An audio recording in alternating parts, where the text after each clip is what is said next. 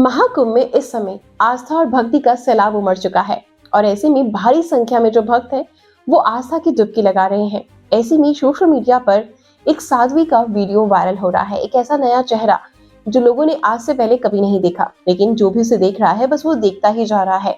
बहुत लोग उसके अगेंस्ट हैं, बहुत लोग उसके फेवर में हैं। क्या है पूरी खबर, चलिए जानते हैं, डालते हैं इस रिपोर्ट पर एक पूरी नजर। इन सबके बीच में महाकुंभ में एक कथित साध्वी को लेकर विवाद खड़ा हो गया है। महामंडलेश्वर के रथ पर सवार होकर हर्षा रिझारिया नाम की महिला मकर संक्रांति पर अमृत स्नान के लिए वहां पहुंची। कई संतों ने इस पर आपत्ति जाहिर करी है। आप भी देख सकते हैं साध्वी पर महाकुंभ का ये महासंग्राम, ग्लैमरस चेहरा, गले में रुद्राक्ष और फूलों की माला, ललाट पर भव्य तिलक, और ये साध्वी जो है बहुत तेजी से वायरल हो रही है। कई बड़े बड़े बाबाओं को भी ये मात दे रही हैं। और जब से जो ये हर्षा रिझारिया कुंभ के मेले में पहुंची हैं, तब से इस साध्वी को देखकर, इसके रूप को देखकर काफी ज्यादा बवाल मच गया है। हर्षा जो है अपनी उम्र 30 साल बताती है और वो कुछ कहती है कि 2 सालों से वो सन्यासी का जीवन पालन कर रही हैं। इसी के बाद जो हर्षा है वो ट्रोलर्स का टारगेट बन गई है। इसके बाद वो क्या कहती हैं आप खुद ही सुन लीजिए। मैं उत्तराखंड से आई हूँ, आचार्य महामंडलेश्वर की शिष्या हूँ। मुझे जो करना था वो छोड़ के मैंने ये वेश धारण किया है। तो अभी कितनी उम्र होगी आपकी? मेरी 30।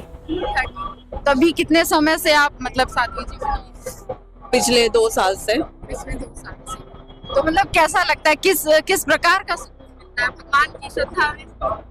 हाँ, आप जब जिंदगी में बहुत कुछ कर लेते हो, जब आपने एक्टिंग भी कर लिया, आपने एंकरिंग भी कर लिया, आपने देश विदेश भी घूम लिया है, आपने सब कुछ कर लिया है, उसके बाद ये रहता है कि आपको उसमें सुकून नहीं मिल रहा है। नाम है, शोहरत है, लेकिन सुकून नहीं है। फिर जब आपको भक्ति अपनी तरफ खींचती है ना, तो आपको धीरे धीरे सुकून मिलना चालू होता है। फिर आप लोगों से, काम से कट के और भगवान की शरण में, भजन कीर्तन में, मंदिरों में आके रहना चालू कर देते हो। तो ऐसा जिसकी किस्मत में लिखा होता है यहाँ से जुड़ना, वो जुड़ ही जाता है। इन सब के बाद हर्षा ने अपने गुरु आचार्य महामंडलेश्वर स्वामी कैलाशानंद गिरी के साथ कुछ अपनी तस्वीरें भी पोस्ट करी हैं। लेकिन 13 जनवरी को निरंजनी अखाड़ा की शोभा यात्रा पर रथ पर सवार हर्षा रिझारिया ने जब अमृत स्नान किया तो कई संतों ने इस पर गहरा ऐतराज जताया है। और स्पेशली जो ज्योतिष पीठ के शंकराचार्य स्वामी अभिमुक्तेश्वर सरस्वती जो है, उन्होंने इसको अध्यात्म का एक खेल बताया है और बताया है कि ये जो है अध्यात्म का क्षेत्र है, धर्म का क्षेत्र है।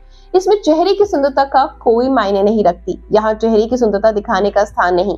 अगर कोई ऐसा कर रहा है तो इस धर्म क्षेत्र का वो जरूर गलत फायदा उठा रहा है अपने व्यूज कमाने के लिए। आप खुद ही सुन सकते हैं कि ऐसे समय में आचार्य जी अपने मुंह से क्या बयान दे रहे हैं हर्षा रिझारिया के लिए। देखिए, हम ये कहना चाहते हैं कि हमारा ये जो अध्यात्म का क्षेत्र है, धर्म का क्षेत्र है, इसमें चेहरे की सुंदरता तात्पर्य नहीं रखती है। इसमें हृदय की सुंदरता, मस्तिष्क की सुंदरता मायने रखती है। जब हमारा हृदय शुद्ध है कि नहीं, पवित्र है कि नहीं, हम लोकोन्मुखी हैं कि नहीं, लोक सेवा के लिए तत्पर हैं कि नहीं, ये सब बातें यहाँ पर काउंट करती हैं। यहाँ पर चेहरे की सुंदरता, इसका मतलब है कि अगर कोई यहाँ आकर के देखिए, हमारे साधुओं को अगर आप कैमरा लेकर जाएंगे, घुमा कर देखेंगे, तो आपको क्या दिखेगा कि जो साधु संत हैं वो चेहरे पर भी कुछ भस्मी पोत ले रहे हैं, मिट्टी पोत ले रहे हैं, ताकि कुछ अगर हो भी तो वो भी छुप जाए। यहाँ चेहरे की सुंदरता दिखाने का स्थान नहीं है। अगर कोई ऐसा कर रहा है तो इस धर्म क्षेत्र को विकृत कर रहा है।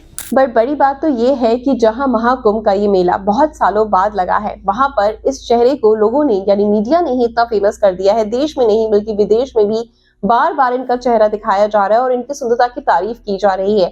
ऐसे में जैसे आपने अभी सुना कि हर्षा रिझारिया ने भी अपने बारे में कुछ कहा है, तो आप सारे दोनों पक्षों की बात सुन चुके हैं। आपका क्या कहना है कि हर्षा रिझारिया जो यहाँ पर आई हैं वो सिर्फ अपने आप को फेमस करने के लिए आई हैं, या सच में वो अब अध्यात्म के रास्ते पर चलना चाहती हैं? क्या है पूरी सच्चाई, ये तो हम नहीं कह सकते।